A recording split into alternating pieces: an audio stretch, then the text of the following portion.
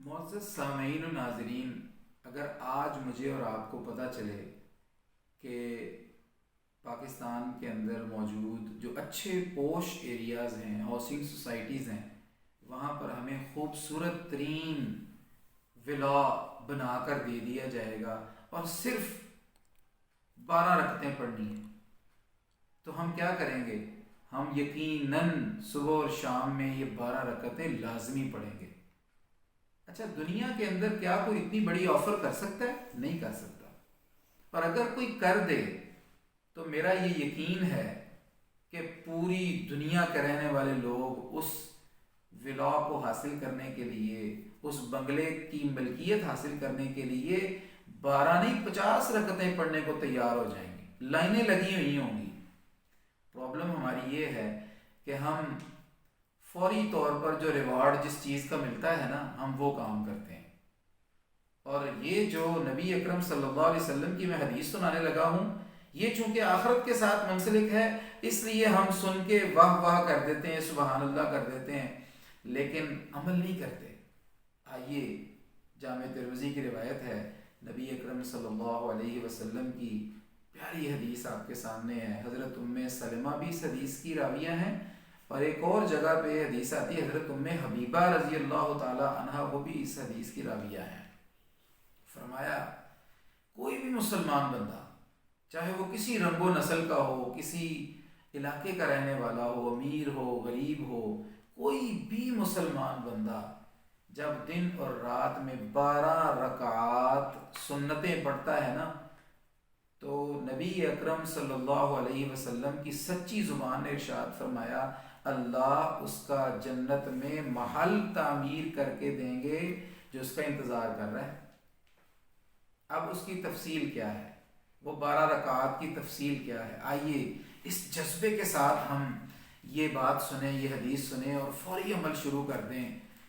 وہ 12 رکعات کی تفصیل کچھ یوں ہے کہ 2 سنتیں فجر کے فرائض سے پہلے، 4 سنتیں ظہر کی نماز یعنی فرض سے پہلے 4 رکعتیں، اور 2 سنتیں ظہر کے فرائض کے بعد۔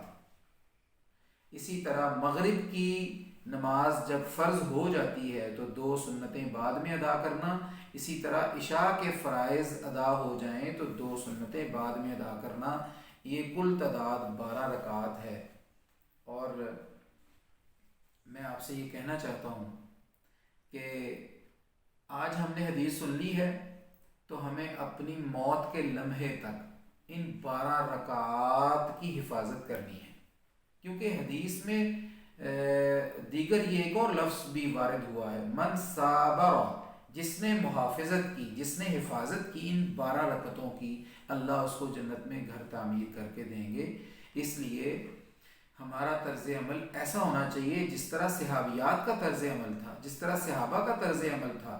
میں آپ کو یہ بات کہنا چاہتا ہوں، حضرت ام سلمہ نے حدیث سنی، حضرت ام حبیبہ نے حدیث سنی، حضرت انبسہ بن ابی سفیان نے حدیث سنی، حضرت عمر نے حدیث سنی، چاروں کے بارے میں آتا ہے۔ شروحات میں محدثین نے لکھا ہے کہ چاروں نے کہا، جب سے ہم نے یہ حدیث سنی ہے ہم نے ایک دن بھی ایک رکعت کو بھی نہیں چھوڑا۔ یہ ہے امہات المومنین کا طرز عمل، صحابہ کا طرز عمل، تابعین کا طرز عمل۔